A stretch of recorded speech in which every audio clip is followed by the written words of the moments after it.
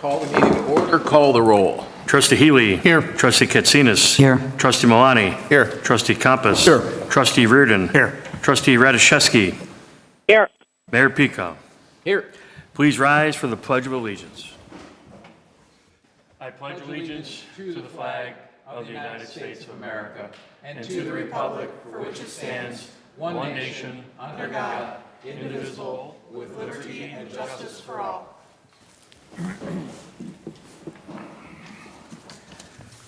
Approval of the September 19th, 2022 Committee of the Whole minutes.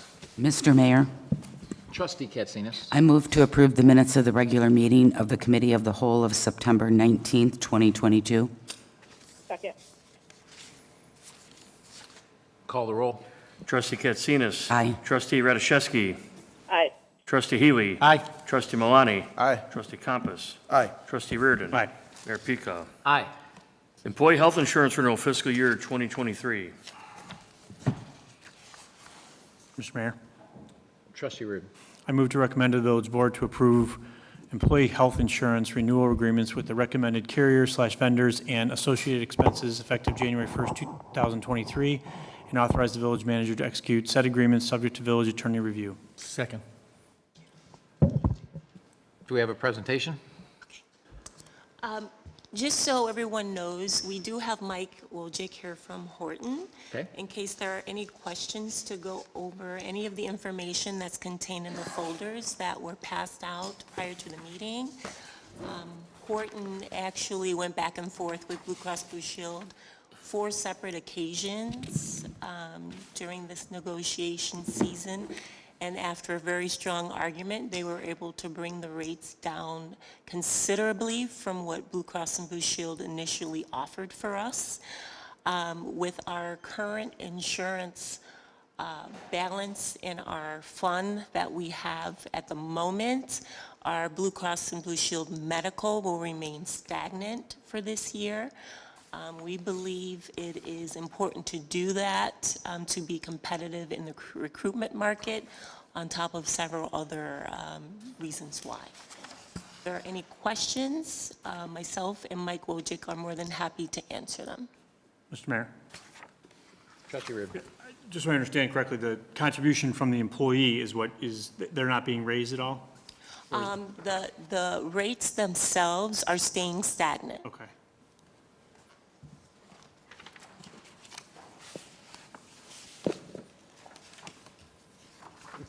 And Mike, what are we seeing in the marketplace overall?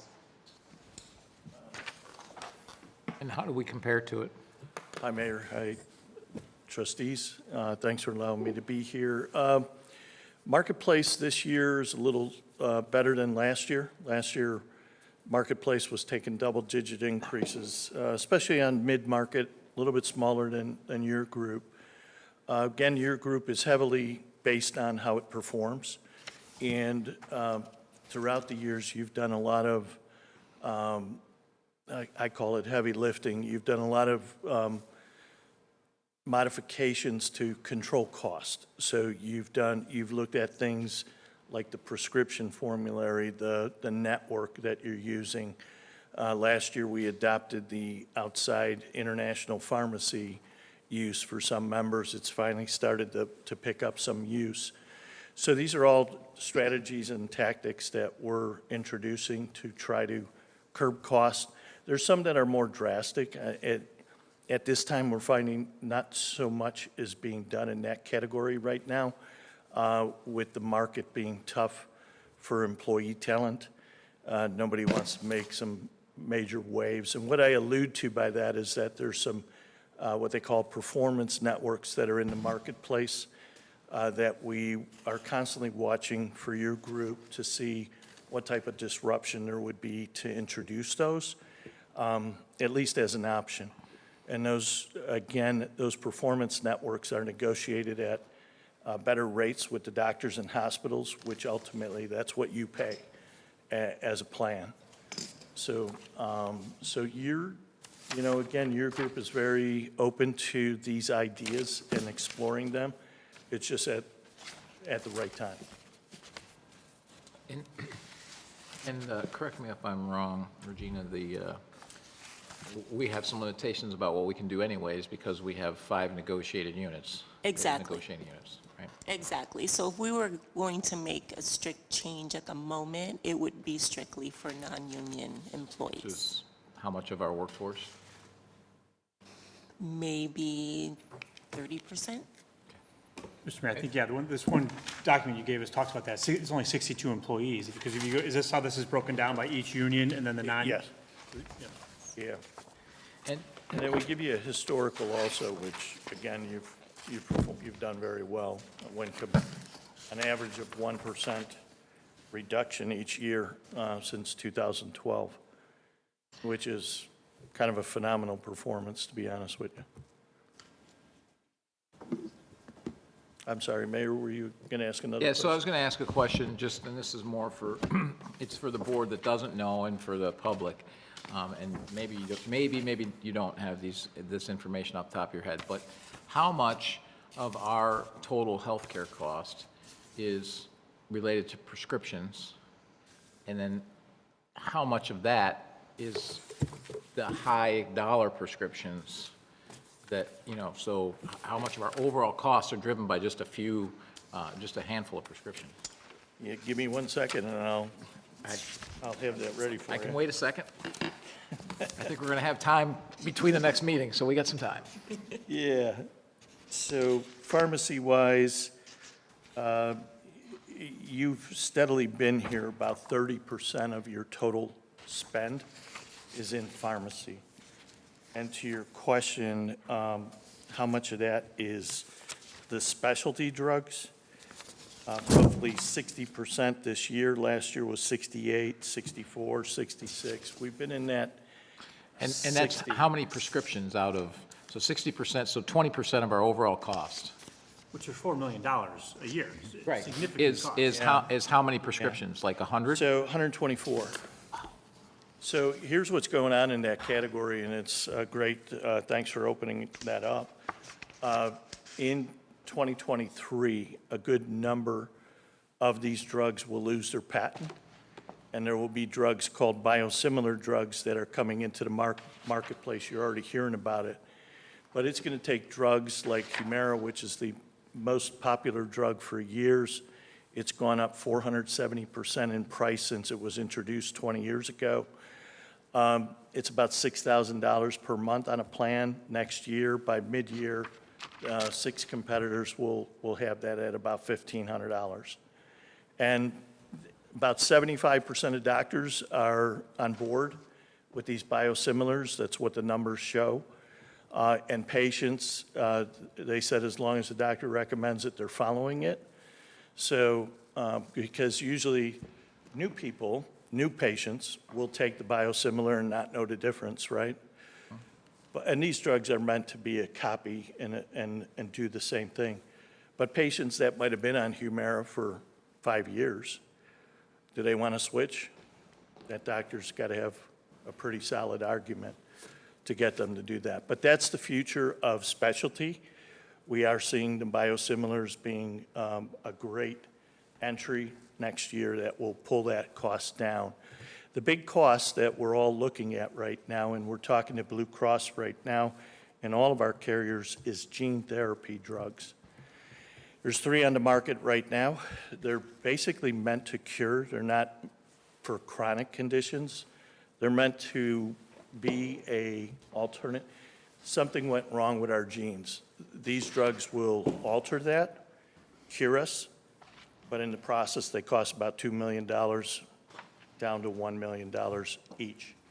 One and done, but those are being introduced in the marketplace right now, and they'll be out there. So we are looking at, so to speak, reinsurance for the reinsurance, because that's the only way the market's going to afford that. $100,000 stop loss, which you have on your plan right now, which nobody hit so far this year, won't be the answer for those drugs. So 124 prescriptions driving Yeah. over $1 million of our cost. How many prescriptions do we have total? Ooh. Ballpark. So scripts per member, you're averaging about 8. And So that's that's 2,400. per member, and you have a total of 659 members, so 8 times So 48, 7. so about 5,400. Yeah. And 124 are specialty. Was that close there, Joe? You got a bet on that one, or? Sounds like, no, it's a tough, it's a terrible category. I mean, it's controlling the healthcare spend of many employer groups. Yeah, and don't get me wrong, these are important drugs, and I'm not saying we shouldn't have them or shouldn't offer them. I mean, I know, my daughter has lupus, and her drugs cost $60,000 a year. Yeah. Through her health care plan. Sure. She has, she's not on ours anymore because she's older, but it's expensive for these drugs, and so. Yeah. And they're able to get them much cheaper outside of the country Yep. than you can inside the country, which doesn't make a whole hell of a lot of sense to me, or probably anyone in this room, so. Right. Okay, well, that's good to know. That's good information for people to have. So, Yeah, just Trustee one Reardon. comment and then a question. Just so I'm reading this right, we spend as a village about $4 million. We get about $500,000 in employee contributions to basically pay for the whole plan. Is that what I'm reading in the summary on this? From the contribution modeling page?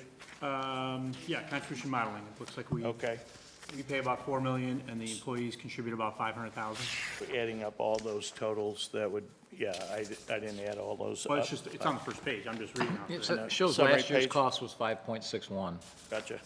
million, so, Okay. total. So that includes contributions.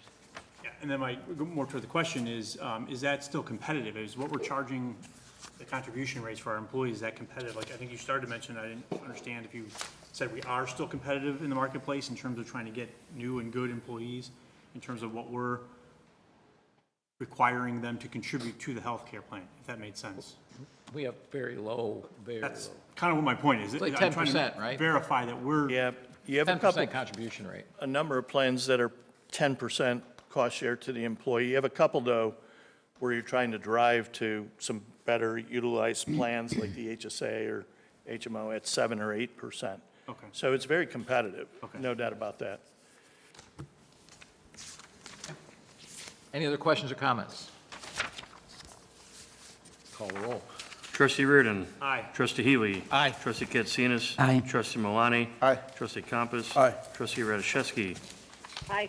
Mayor Pekow. Abstain. I've had previously, Horton has been a client. They aren't currently or haven't been for a couple of years, but they have been previously. And I also, I'm a customer of theirs as well, so I'll abstain. Motion carries 6-0. Fiscal year 2022 Budget Amendment Number 8, approval. Mr. Chairman, Trustee Compass. I move to recommend an increase in the general fund expenditure budget in the amount of $101,500, an increase in revenue budget and expenditure budget of the debt service fund in the amount of $969,406, an increase in the water and sewer fund expenditure budget in the amount of $2,085,990 as detailed in fiscal year 2022 Amendment Number 8. Second. And George, could you explain these, please?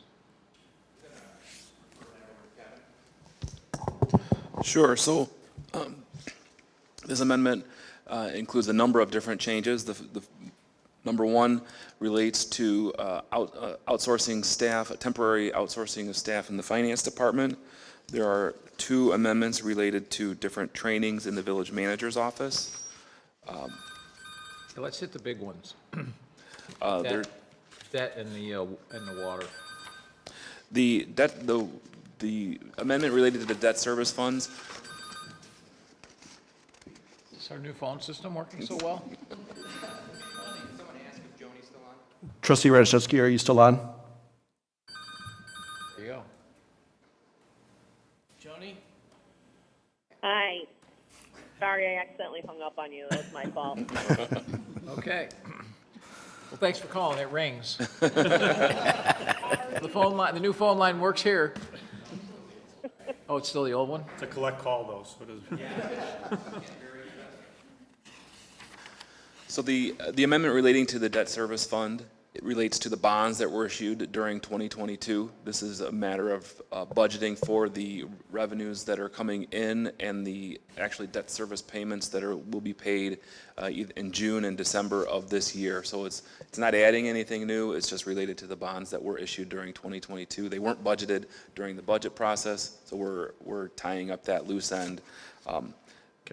The items related to the water and sewer fund, Munis works a little bit differently than Enterprise did. So there are some projects, the way that the Munis system tracks budgeting, these amendments are required. So things like the vehicle purchase and they incorporated in things like depreciation into the budget expenses, and we're not actually, that's not a cash outflow. So these modifications are for purchase orders that are outstanding.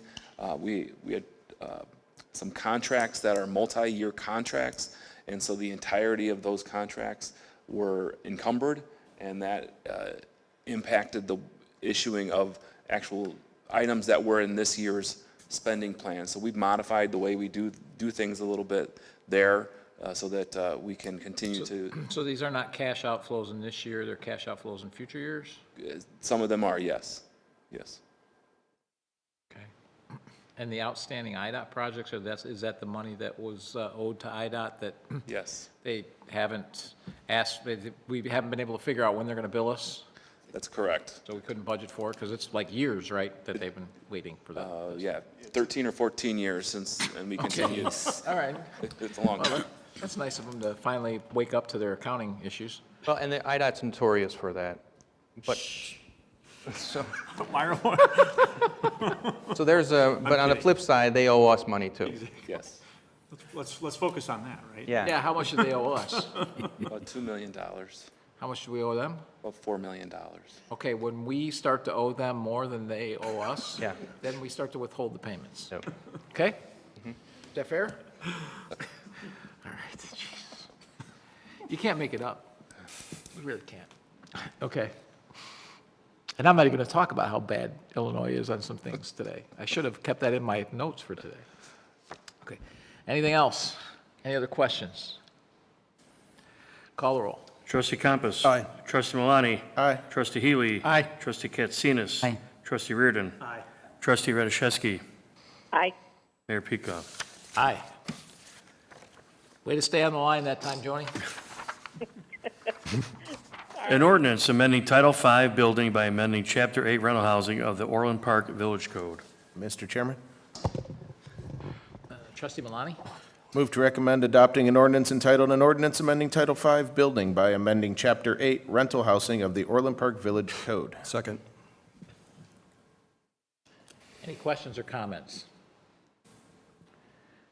Just so people know, this is to put, to make rental units, put a Knox box on, and for those who don't know what that is, it's a box, sits on the outside of the building that has a key that only the fire district has, and they can basically open that box and then get the keys to all the units so that they can get in without breaking doors, breaking windows. And so really, although there is going to be some costs associated for the various apartment building owners, it's a lot less cost than if they have to go in and go through a door or go through a window or something like that. So in the long run, and Knox boxes are not that expensive, what, $100? I don't know what the current price of them are, but yeah. And they don't have to do them immediately. We have a rental, as part of our rental code application, it happens every 3 years. So when they come in, We'll tell them. we're going to tell them that at the next renewal, they have to have it. Yeah, so, I mean, again, it's like $100 for one of these things, and then whatever the time is to put it in. And they're not that complicated to put in either. They just attach the outside of the wall, so, anyhow. So it's a good, kind of makes sense, and I have no problems approving it. Call the roll. Trustee Malani. Aye. Trustee Compass. Aye. Trustee Healy. Aye. Trustee Katsinas. Aye. Trustee Reardon. Aye. Trustee Radiszewski. Aye. Mayor Pico. Aye. Any non-scheduled citizens or visitors? Nope. Mr. Chairman, Trustee Compass. I move to adjourn the meeting. Second. Call the roll. Trustee Compass. Aye. Trustee Katsinas. Aye. Trustee Healy. Aye. Trustee Malani. Aye. Trustee Reardon. Aye. Trustee Radiszewski. Aye. Mayor Pico. Aye. Meeting adjourned, see you at 7.